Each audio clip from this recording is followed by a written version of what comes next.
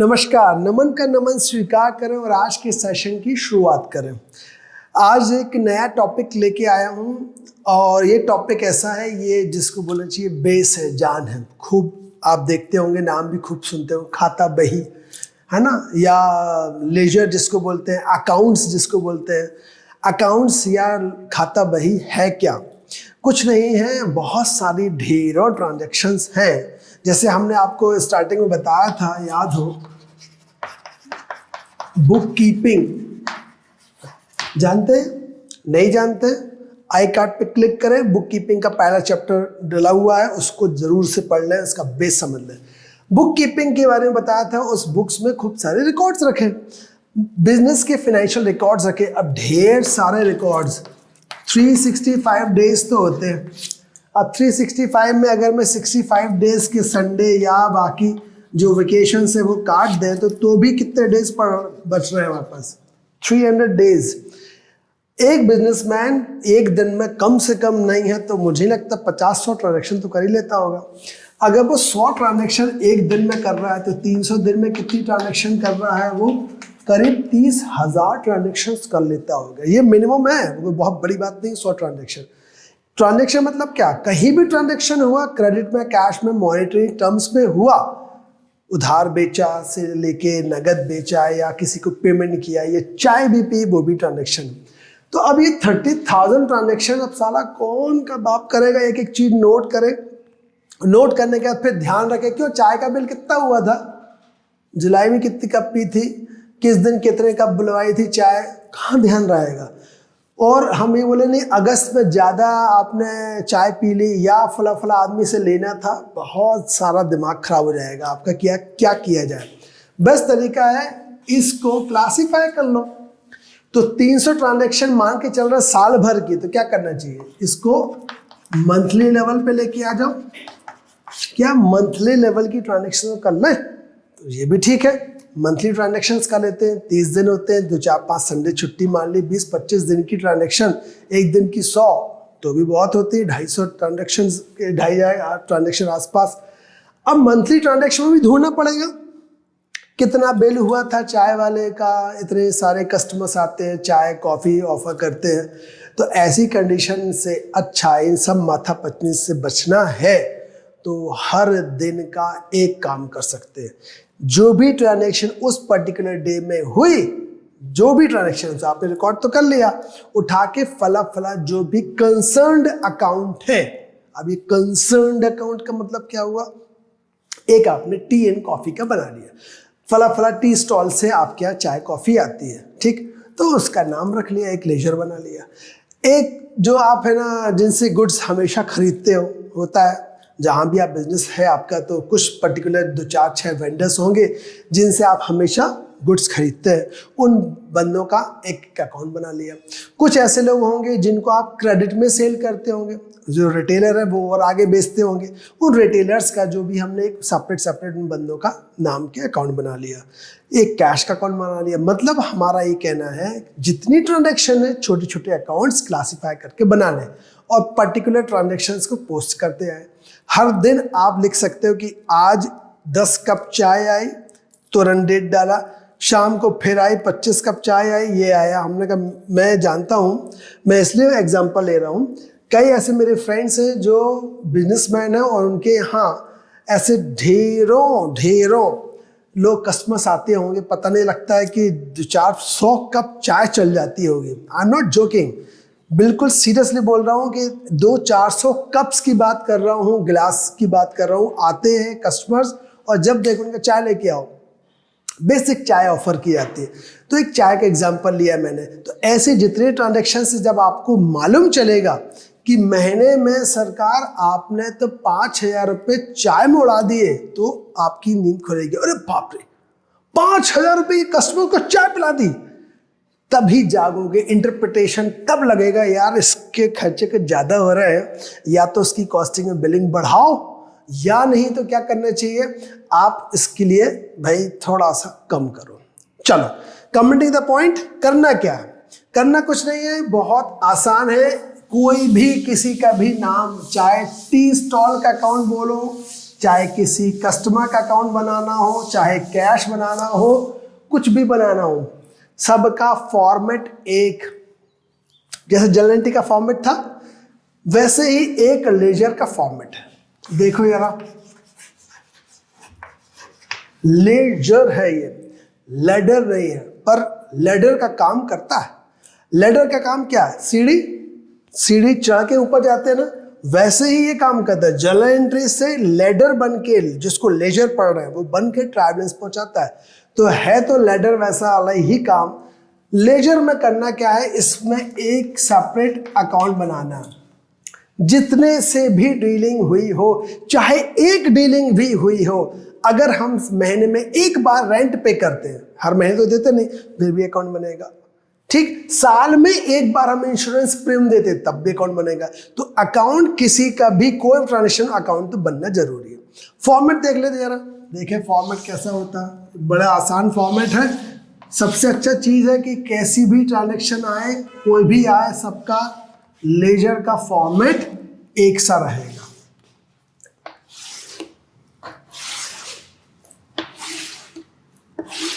देखिए, ये है डेबिट, डेट का कॉलम होगा एक कॉलम होगा आपका पर्टिकुलर।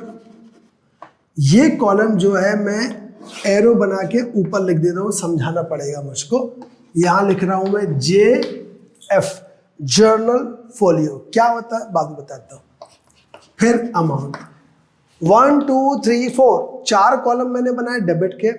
1 2 3 4 4 बनाऊंगा क्रेडिट के।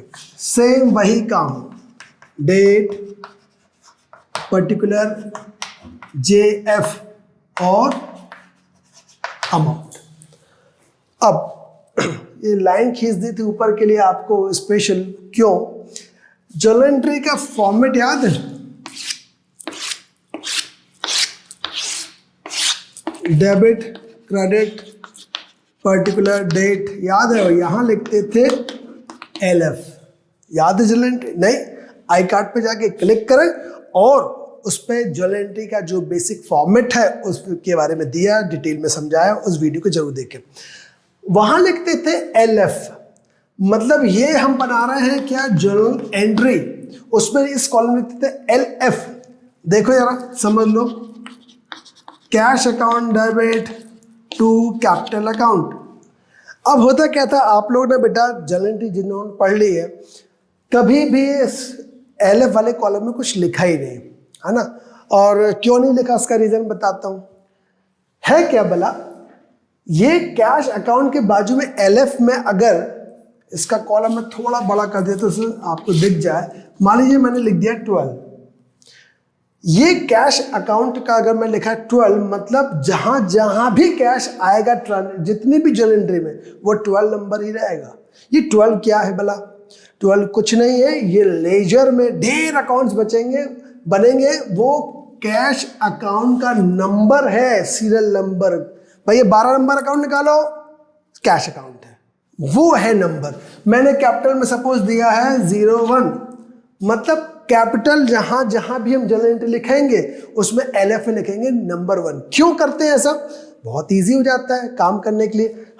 मैंने एक एग्जांपल दिया चाय का। कितने बार ये वाली एंट्री पास करते होंगे जो शॉप बिजनेसमैन होंगे, जब आया टी का पेमेंट कर रहे हैं। अब टी का मान लीजिए हमने बनाया है 55, तो हमें देखिए चाय बहुत हो रही है, जरा देखना लेजर में, लेजर मतलब 55 नंबर अकाउंट में जाओ तो टी का अकाउंट खुला। तो जितनी भी ट्रांजेक्शन ढेर है, हर बार टी के सामने 55 लिखना, क्योंकि वो लेजर 55 में पोस्टिंग है। अब पोस्टिंग कैसी हुई, यहां पे जो हमने लेजर फोलियो लिखा है, ये जर्नल एंट्री, इसका एक पेज नंबर होगा। ठीक, तो हम जब लेके आएंगे ये यहां पर कि हमने भाई इतना पेमेंट किया, तो यहां हो सकता है कि हमने 152 लिखा, तो ये 152 काएगा। देखो जैसे वो चाय वाला आया, ठीक, सर वो पेमेंट काय का, सर वो आए थे 25 चाय ले गए थे। अरे उसका तो पेमेंट कर दिया था। नहीं सर कहाँ किया था। अरे क्या बात कर रहे हैं, क्यों, इधर आओ, उसका पेमेंट किया था, 25 चाय आए थे। नहीं सर हुआ, भैंसबाजी हुई। 1 मिनट अब भी चेक करते, जर्नल एंट्री में गए, देखा टी टू कैश, डेट डली है टी का अकाउंट नंबर 55 अकाउंट नंबर खोला, टी का अकाउंट खुल गया। टी का अकाउंट खुला, देखा उस डेट जिस डेट पे बहस चल रही है, डेट देखा 152 पेज नंबर जर्नल एंट्री का निकालो, 152 नंबर पेज में ये एंट्री डली, साली झूठ बोलता है, डली है ना, क्रॉस चेक। 55 नंबर से अकाउंट पहुंचे, अकाउंट से जर्नल एंट्री का वहां पहुंचे, क्रॉस चेक हो गया, हम सही थे, तुम झूठ बोल रहे हो। तो पहले लिख लो, कभी गलती होगी नहीं। तो लेजर कुछ नहीं है, सिर्फ आपको सेपरेट अकाउंट बनाना है। यहां पे एलएफ जो अकाउंट के नंबर हैं वही नंबर अकाउंट के खाते के नंबर कहलाते हैं। और ये जेएफ जो है यहां हो या यहां हो, ये जर्नल एंट्री के किस पेज नंबर से आए, जर्नल के कौन से फोलियो नंबर में, हर दिन लिख रहे हो आप। एक रजिस्टर में कम से कम 8 से 10 एंट्री आती होंगी, तो अब नंबर लिखना पड़ेगा ना। अब हमें यहाँ चेक करना है, तो अब वो भैया 152 पेज पलटाओ, 152 नंबर पेज में 8 एंट्री पड़ी है, उसमें तो एक पेज में 8 एंट्री में ढूंढना इजी है ना, कि पूरी बुक दे दें तुमको, ये बुक में देखो एंट्री कहाँ है चाय की, कहाँ सर दर्द करेंगे। तो बेस्ट तरीका है ये फोलियो नंबर से मैच। ओके, क्योंकि ये बड़ा प्रॉब्लम होता है, क्योंकि अकाउंट्स में आप जब सवाल लगाते फोलियो एंट्री कोई होती नहीं, और बच्चे बोलते सर ये फोलियो एंट्री बनाते क्यों हो, काटी दो ना। तो काटना नहीं है बेटा, समझना जरूरी है।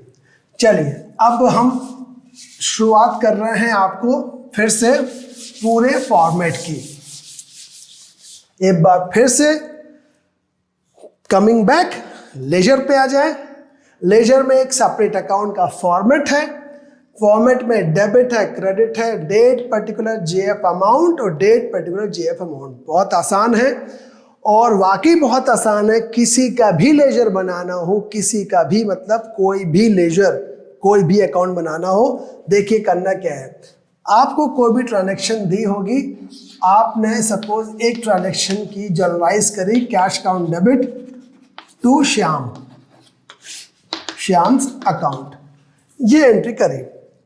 एग्जाम्पल के तौर पे आप एक कैश अकाउंट बनाना है, तो अब मेरा मेन काम है जितनी भी ट्रांजैक्शंस होंगी हर में मैं कैश देखूंगा, क्योंकि मैं क्या बना रहा हूं, सिर्फ कैश। जिस दिन श्याम बनाऊंगा तो मैं श्याम देखूंगा, जिस दिन डिस्काउंट अकाउंट बनाऊंगा तो डिस्काउंट को, मतलब कुल मिला के छांटना है।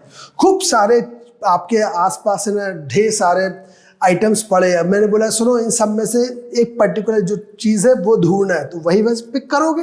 सेम ढेरों ट्रांजैक्शन पड़ी होंगी, जैसे एक आध और ट्रांजैक्शन बताता हूँ। Mister Rohit debit to cash, एक और कैश डेबिट टू सेल्स, एक सैलरी डेबिट टू कैश। अब यहाँ कैश है, यहाँ क्रेडिट में कैश, या डेबिट में या क्रेडिट में, मतलब ये कैश जहाँ जहाँ है उस जगह की एंट्री करनी है। ठीक, अगर मैं ऐसा बोल देता रोहित डेबिट टू सेल्स, यहाँ कैश है क्या, मैं बना क्या रहा हूँ कैश। जब कैश है ही नहीं तो अकाउंट बनाने नहीं। तो पहला रूल समझ लो, जिसका भी लेजर बनाना हो उसको देखो एंट्रीज में वो है तो एंट्री करेंगे, वो अगर है ही नहीं, रोहित टू सेल्स में कैश नहीं है तो उसकी एंट्री हम नहीं करेंगे। ये तो बच्चों वाली बात है, ठीक, फिर भी बताना जरूरी है। करना कैसे है, जो भी अकाउंट बनाते हो आप, कैश का एग्जांपल लिया है, जो भी अकाउंट बनाते हो आप उसको देखो वो डेबिट में मिलेगा या क्रेडिट में मिलेगा। ऑब्वियस सी बात, कैश बना रहे कैश या तो डेबिट में दिखेगा या क्रेडिट में दिखेगा, यही हो सकता है। या तो नहीं देखेगा तो एंट्री नहीं करना। डेबिट में दिखे या क्रेडिट में दिखे, सेम साइड लिखना, सेम साइड ध्यान रखना। फिर से कैश अमाउंट डाल देता हूं मैं एक प्रकार से 1000। कैश कहाँ, डेबिट में दिख रहा ना, सेम साइड डेबिट का है तो डेबिट में ही लिख दो। ये लिख दिया सर, यहां लिख देता हूं मैं amount same side, amount same side. Cash का अकाउंट बनाया, फिर से समझ लो, कैश का अकाउंट बनाया, कैश एंट्री में डेबिट में था, अमाउंट सेम साइड मतलब डेबिट का तो डेबिट में ही लिखोगे, जो भी डेट डली थी। अब याद रखना बच्चों, यहाँ पे 2 लिखते हैं और यहाँ पे क्या लिखते हैं, बाय। जो भी अकाउंट लिखोगे उस अकाउंट नाम जरूर लिखना, जिसका भी नाम लिखना। अब नाम क्या लिख दें, बेसिक से चीज समझो, जिसका भी अकाउंट बना रहे हो उसका नाम तो यहां लिखोगे नहीं, ठीक। तो ऑब्वियस सी बात है, जब कैश का बना रहे हो तो कैश तो डीलिंग हो ही रही है, तो कैश के अपोजिट का नाम मतलब दूसरा पॉइंट निकल गया है, name of opposite side. Object में क्या है, श्याम भाई पढ़े हुए, तो amount same side thumb rule है, इसके अलावा कुछ नहीं सोचना है। Amount same side debit, name of opposite side. Object में क्या है, श्याम, श्याम्स अकाउंट, खत्म, लेजर फिनिश। इसके अलावा कुछ है ही नहीं, यही कहलाती है पोस्टिंग। पोस्टिंग बोलते पोस्टिंग नहीं बनती, कुछ नहीं है। जिस अकाउंट को बना रहे हो पहले देखो अमाउंट कहाँ है, सेम साइड तो सेम साइड डाल दो, नाम अपोजिट को डाल दो। जरा इसमें आ जाओ, Rohit to sales, Rohit to sales में कोई कैश दिख रहा है, नहीं दिख रहा, तो क्या इसकी एंट्री यहां होना चाहिए, नहीं। नेक्स्ट है कैश टू सेल्स, इसको सोचो,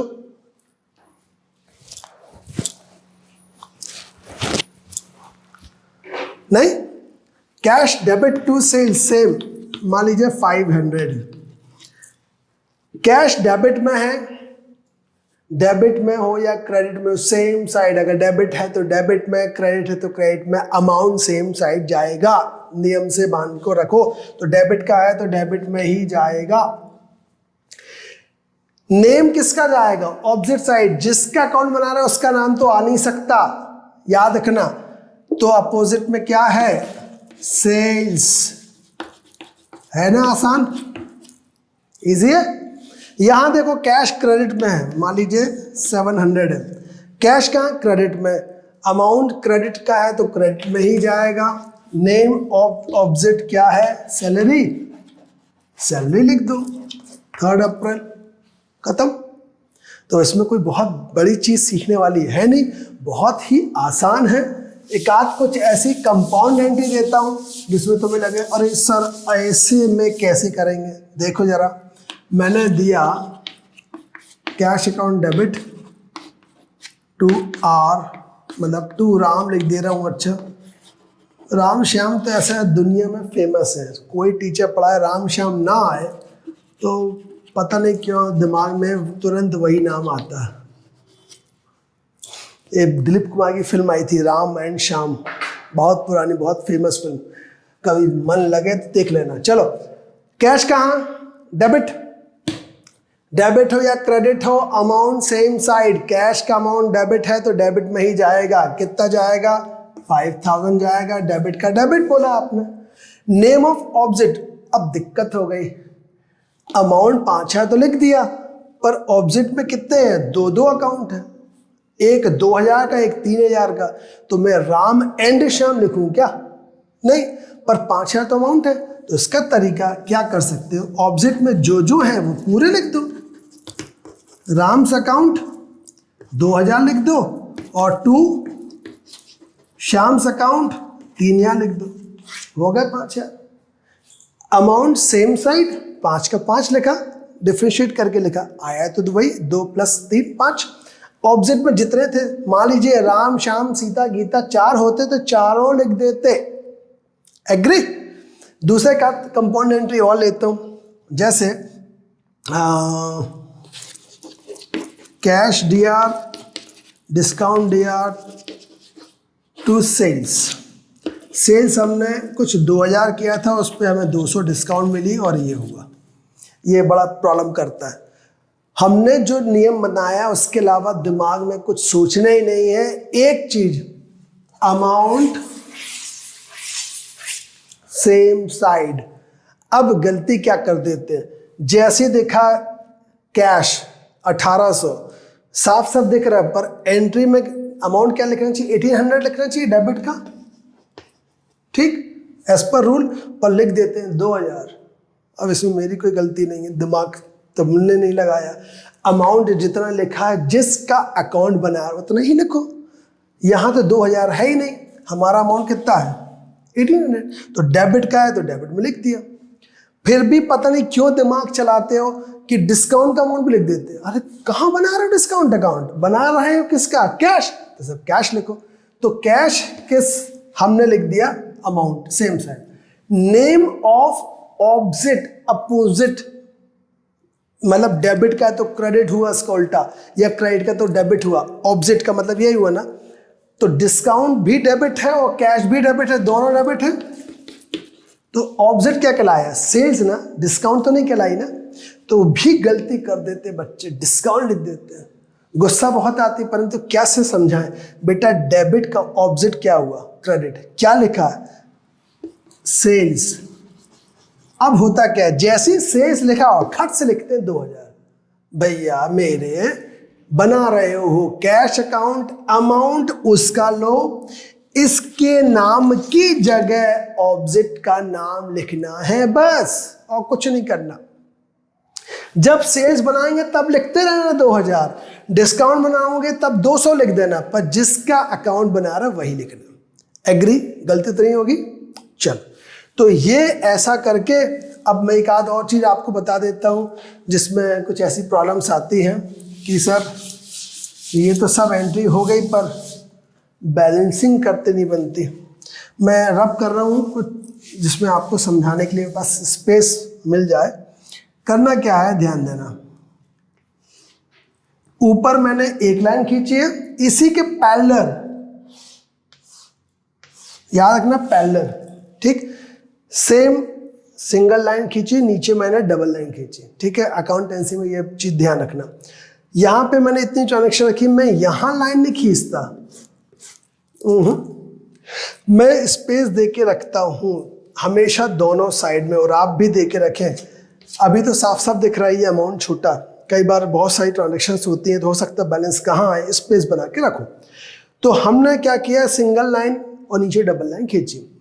स्टेप नंबर, बिल्कुल बच्चों टाइप समझा रहा हूं, एक मिनट चौक ले लूं। स्टेप नंबर 1, टोटल कर लो आप, डेबिट का कितना और क्रेडिट का कितना। तो डेबिट पे टोटल किया 5000, 6000 और 6500। क्रेडिट का टोटल कितना किया 700। ये स्टेप नंबर 1 वर्किंग बता रहा हूं। जब पहली बार करते ना तो ये कर लेना चाहिए, फिर तो बहुत लेफ्ट हैंड प्ले हो जाएगा। स्टेप नंबर 2, जो बिगर टोटल है, बिगर टोटल को क्या करना है, बोथ साइड लिखना है। मतलब इनमें क्या ज्यादा है 6500, तो दोनों के टोटल में हम 6500 लिखेंगे बिगर टोटल। तो जो लोअर टोटल आया, लोअर टोटल किसका है, क्रेडिट का, वहां पे हम डिफरेंस लिखेंगे। क्या लिखेंगे, डिफरेंस। मतलब 6500 में से 700 चला गया तो 5800 आया। तो यहां पर लोअर टोटल किसका है, क्रेडिट साइड का, तो क्रेडिट साइड में क्या लिखेंगे हम, डिफरेंस 5800। अब ऐसा क्यों करते हैं, मैथमेटिकल चीज़ें बड़ा आसान है, दोनों चीज़ को टैली करना है। ये तो साफ साफ 6500 हो ही रहा था, ये 700 था, तो इसमें से माइनस कर दे दो आगे, तभी तो टैली होगा, ठीक। तो step number 1, step number 2, 2 step से हमारा आंसर आया। अब लिखते क्या है यहाँ पे, बैलेंस C/D कैरीड डाउन, ठीक। अगर ये अप्रैल है तो अप्रैल के महीने की लास्ट डेट पर, मतलब 30 अप्रैल की डेट होगी।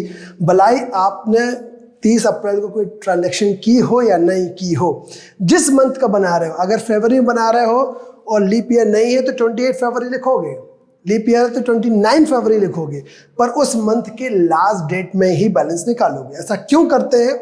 मतलब ये हुआ, ये कैश अकाउंट के मंथ का क्लोजिंग बैलेंस है, जिसको क्लोजिंग बैलेंस भी कहते हैं, क्लोजिंग बैलेंस। जब जनवरी का बना तो फरवरी, फरवरी का मार्च, मार्च का अप्रैल चलेगा, तो ऑब्वियसली अप्रैल तक का हो गया, तो अप्रैल से क्या बन जाएगा? मई। तो यही क्लोजिंग बैलेंस क्या बन जाएगा? Opening balance. तो ये बैलेंस ट्रांसफर यहां हो जाएगा, ये लेजर चलता रहता है, ये बैलेंस बीडी हो गया और डेट क्या आई? 1 मई। ये क्लोजिंग बैलेंस हुआ, तो ये ओपनिंग। पक्का समझ में आ गया? और कुछ भी बड़ी चीज नहीं है इस चैप्टर में। एक बात समझ ले, स्टेप नंबर 1 रफ में डेबिट का टोटल, क्रेडिट का टोटल कल एक। स्टेप नंबर 2 जो भी दोनों का बिगर टोटल है दोनों साइड लिख ले, खत्म। तीसरा जो डिफरेंस है वो किस साइड लिखो? Lower total. हो सकता है इधर होता तो उधर लिखते, तो बैलेंस सीडी यहां आ जाता और ब्रॉड डाउन क्रॉस यहां हो जाता, और कुछ है ही नहीं। बट इस सब चीजों से सीखने क्या मिलता? इन सब चीजों से सीखने ये मिलता है कि हमने जितने भी लेजर बनाए, मैंने एक एग्जांपल आपको कैश का बनाया, आप बहुत सारे लेजर बना सकते हैं। रूल्स सिर्फ ये, अमाउंट सेम साइड और नेम ऑफ ऑब्जेक्ट साइड, और कुछ रूल नहीं है। मैं क्या बोल रहा था? मैं ये बोल रहा था आपने जितने भी लेजर बनाओ और उस लेजर के बाद जब आप फाइंड करोगे, देखोगे कि यार जितने भी हमने लेजर बनाए उन सब के बैलेंस एक पर्टिकुलर जगह ही आ रहे हैं। जैसे कोई भी एक्सपेंसेस के या लॉसेस के या एसेट्स के बैलेंस हमारे क्या कहला रहे हैं? सब डेबिट साइड आ रहे हैं, ओपनिंग बैलेंस। ठीक, मैं याद रखना ओपनिंग बैलेंस की बात कर रहा हूं। ओपनिंग बैलेंस हमेशा हमारे डेबिट आ रहे हैं। जैसे अभी हमने कैश बनाया था, क्लोजिंग बैलेंस कहाँ आया? क्रेडिट में। ठीक, पर जैसे ही हम इसको फॉरवर्ड किया तो ओपनिंग बैलेंस कहाँ आ गया? डेबिट में। मतलब अगर कोई भी एसेट्स का बैलेंस होगा तो ओपनिंग बैलेंस कहाँ पहुंचाएगा? ऑटोमेटिकली डेबिट में। मतलब उसका क्लोजिंग बैलेंस क्रेडिट में दिखेगा। ठीक, जब आप लेजर खुद बनाओगे तो खुद ये चेक कर लोगे। वैसे ही क्रेडिट में जो ओपनिंग बैलेंसेज हैं किन किन के, या तो इनकम के या गेन के या लायबिलिटी के, वो कहाँ मिलेंगे? क्रेडिट में। तो जब ये आपको मालूम चल जाएगा तो आपको लगेगा हाँ यार मैंने तो खुद देखा कि ये ऐसा होता है। बहुत आसान तरीके से आपको समझ में आ जाएगा कि ये ऐसा क्यों हो रहा है। तो आज का वीडियो यहीं तक। लेजर के बाद मैं नया आपको कुछ क्वेश्चंस लेके आऊँगा, उन क्वेश्चंस को आप ट्राई करिएगा। Bye bye, thank you.